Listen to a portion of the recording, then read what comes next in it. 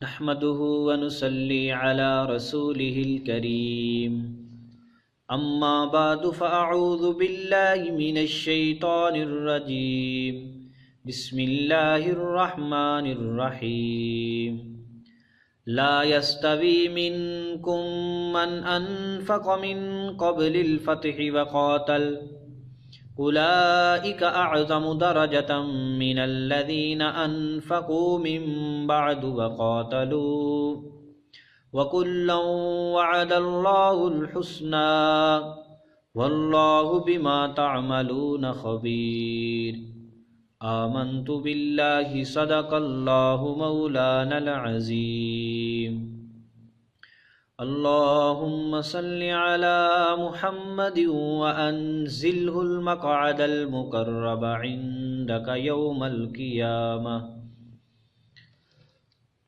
آج کا ہمارا یہ بیان انجینئر محمد علی مرزا اور محمد اسحاق جال والا ان کے ایک بیان کے جواب میں ہے۔ محمد علی مرزا سیدنا امیر معاویہ رضی اللہ تعالیٰ عنہ کو بدنام کرنے کے لیے اور آپ رضی اللہ تعالیٰ عنہ کی عظمت مسلمانوں کے دلوں سے نکالنے کے لیے مختلف حربے استعمال کر رہا ہے، اور اس نے حضرت معاویہ رضی اللہ تعالیٰ عنہ کو بدنام کرنے کے لیے سنن ابو داود کی ایک روایت کا سہارا لیا ہے۔ ایک میں نے بیان سنا تھا محمد اسحاق جال والے کا، وہ بھی اسی طرح سنن ابو داود کی روایت بیان کر رہا اور حضرت امیر معاویہ رضی اللہ تعالیٰ عنہ پر تبرہ کر رہا تھا۔ ہم انشاءاللہ اس روایت کا جائزہ لیں گے۔ وہ روایت کچھ اس طرح ہے کہ حضرت مقدام بن معدی کرب، عمر بن اسود اور بنو اسد کا ایک آدمی حضرت امیر معاویہ رضی اللہ تعالیٰ عنہ کے پاس آئے۔ حضرت معاویہ رضی اللہ تعالیٰ عنہ نے مقدام سے کہا، مقدام تجھے پتہ چلا ہے کہ حسن بن علی رضی اللہ تعالیٰ عنہ کا انتقال ہو گیا؟ حضرت مقدام نے پڑھا انا للہ و انا الیہ راجعون۔ سنن ابو داؤد میں لکھا ہے کہ ایک آدمی نے ان سے کہا، مسند احمد وغیرہ میں ہے کہ حضرت معاویہ رضی اللہ تعالیٰ عنہ نے کہا کہ اے مقدام، تو حسن بن علی کی وفات کو مصیبت سمجھتا ہے؟ انہوں نے کہا کہ میں اس کو مصیبت کیوں نہ سمجھوں، میں نے رسول پاک صلی اللہ علیہ وسلم کو دیکھا کہ آپ نے حضرت حسن رضی اللہ تعالیٰ عنہ کو اپنی گود میں بٹھایا ہوا تھا اور فرما رہے تھے کہ یہ حسن مجھ سے ہے اور حسین علی سے ہے۔ پھر اسدی نے کہا کہ حسن تو ایک آگ کا انگارہ تھا جسے اللہ نے بجھا دیا۔ پھر حضرت مقدام رضی اللہ تعالیٰ عنہ نے کہا کہ اے معاویہ، میں تجھے آج سخت غضبناک کروں گا اور تیرے سامنے ایسی چیزیں ذکر کروں گا کہ جن کو تو ناپسند کرتا ہے۔ پھر آگے 3-4 باتیں انہوں نے گنوائی ہیں۔ تو یہ دونوں حضرات محمد علی مرزا اور اسحاق جال والا یہ روایت پیش کر کے یہ تاثر دینا چاہتے ہیں کہ حضرت معاویہ رضی اللہ تعالیٰ عنہ نے حضرت حسن رضی اللہ تعالیٰ کی وفات پر خوشی کا اظہار کیا تھا، اور اس نے تو باقاعدہ محمد علی مرزا نے تو عنوان قائم کیا ہے کہ حضرت معاویہ رضی اللہ تعالیٰ عنہ حضرت علی رضی اللہ تعالیٰ عنہ کو برا بلا کیوں کہلواتے تھے۔ وہ ایک لمبا بیان ہے، اس کے آخر میں اس نے یہ مثال پیش کی ہے حضرت حسن رضی اللہ تعالیٰ عنہ والی۔ یہ روایت ہے، اب ذرا اس کا جواب سنیں۔ یہ جو روایت پیش کی ہے محمد علی مرزا نے، اور پیش کرنے کے بعد کہا ہے کہ اس روایت کو شیخ زبیر علی زئی اور ناصر الدین البانی نے صحیح کہا ہے۔ معزز ناظرین، پہلے تو آپ یہ بات سمجھیں کہ یہ زبیر علی زئی اور ناصر الدین البانی یہ کون ہیں جن کی یہ شخص تصحیح پیش کر رہا ہے؟ زبیر علی زئی اور ناصر الدین البانی یہ دونوں انتہائی متعصب قسم کے غیر مقلد تھے، اور زبیر علی زئی تو پرلے درجے کا کذاب اور فراڈی آدمی تھا۔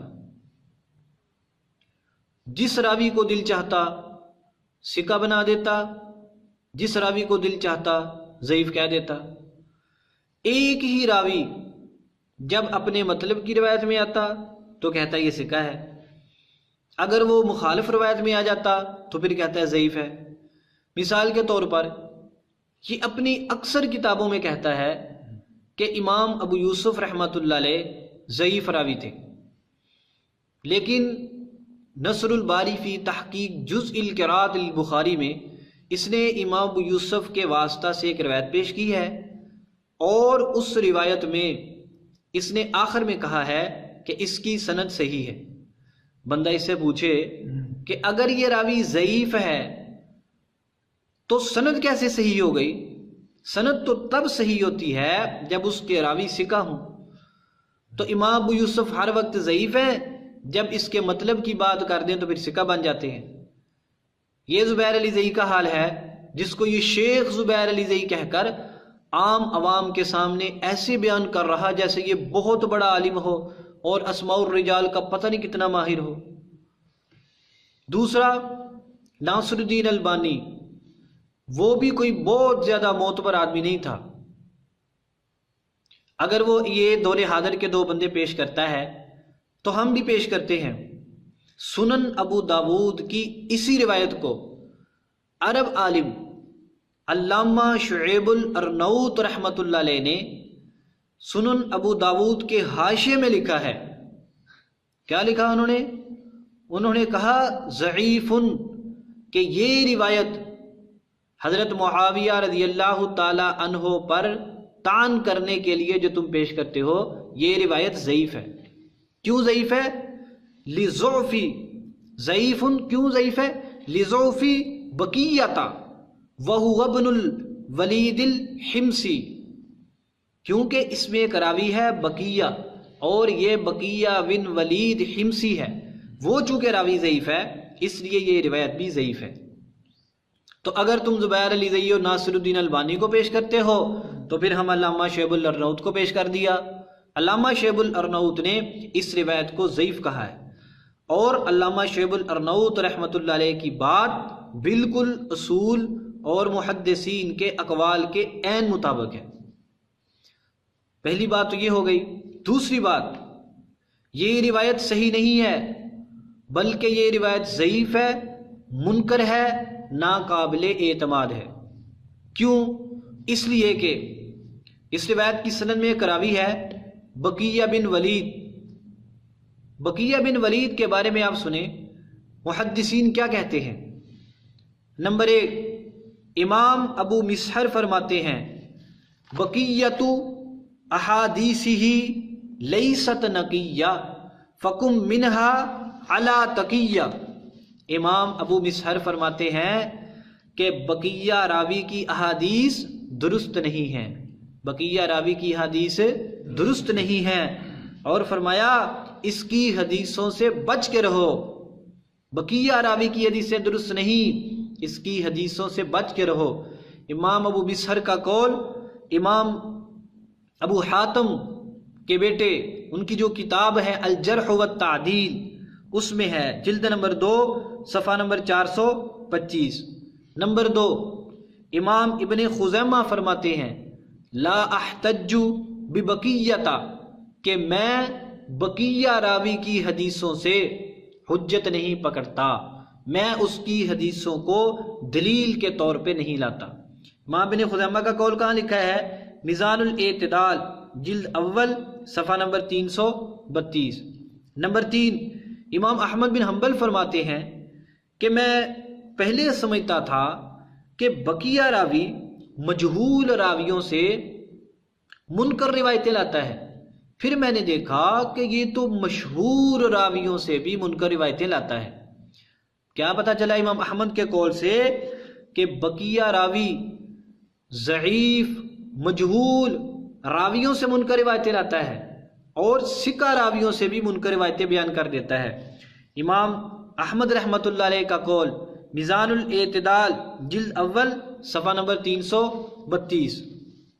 آگے امام عبدالحق فرماتے ہیں بقیۃ لا یحتج بہ، بقیہ کی روایت سے حجت نہ پکڑی جائے، اس کی روایت کو بطور دلیل کے پیش نہ کیا جائے۔ آگے بقیہ خود کہتا ہے کہ میں نے امام حماد بن زید سے احادیث کا مذاکرہ کیا اور میری حدیثیں سن کر امام حماد نے کہا ما اجود حدیثک لو کان لہا اجنحہ، فرمایا کہ تیری حدیثیں کتنی اچھی ہیں اگر ان کا بازو ہوتا، اگر ان کے بازو ہوتے۔ کیا مطلب کہ تیری احادیث دیکھنے میں بڑی خوبصورت ہیں لیکن اگر ان کا کوئی سر پیر ہوتا پھر فائدہ تھا۔ آگے یہ ان کا قول کہاں لکھا ہوا ہے؟ تہذیب التہذیب جلد اول صفحہ نمبر 478۔ امام جوزجانی فرماتے ہیں اذا تفرد بالروایت، کہ جب کسی روایت میں بقیہ راوی منفرد ہو یعنی اکیلا کوئی روایت بیان کرے، فغیر محتج بہ، پھر اس کی روایت کو حجت نہ سمجھا جائے، نہ اس سے دلیل پکڑی جائے اور نہ اس سے احتجاج کیا جائے۔ لکثرت وہمہ، کیوں کہ بقیہ راوی کو وہم بہت زیادہ ہوتا ہے۔ تہذیب جلد اول صفحہ نمبر 478۔ اور امام بہقی رحمۃ اللہ علیہ نے تو بہت بڑی بات کہہ دی ہے۔ امام بہقی فرماتے ہیں اجمعوا، محدثین کا اجماع ہے، اتفاق ہے، کس بات پر؟ ان بقیۃ لیس بحجہ، کہ بقیہ راوی حجت نہیں ہے، یعنی اس کی روایت کو حجت کے طور پر پیش نہ کیا جائے۔ آگے امام جوزقانی فرماتے ہیں وَهُوَ ضعیف الحدیث، بقیہ راوی حدیث میں ضعیف ہے۔ کتاب الاباطیل والمناکیر جلد 2 صفحہ نمبر 173۔ امام نووی بھی فرماتے ہیں ضعیف، کہ بقیہ راوی ضعیف ہے۔ خلاصۃ الاحکام جلد نمبر 2 صفحہ نمبر 813۔ یہ تقریباً 10 محدثین کے حوالے ہیں جو آپ کے سامنے پیش کر دیے۔ یہ سارے یہ بات کہتے ہیں کہ بقیہ ضعیف راوی ہے، منکر روایتیں بیان کرتا ہے، اس کو بہت زیادہ وہم ہو جاتا ہے، اور امام بہقی رحمۃ اللہ علیہ تو یہ فرما رہے ہیں کہ اس کے ضعیف ہونے پر محدثین کا اجماع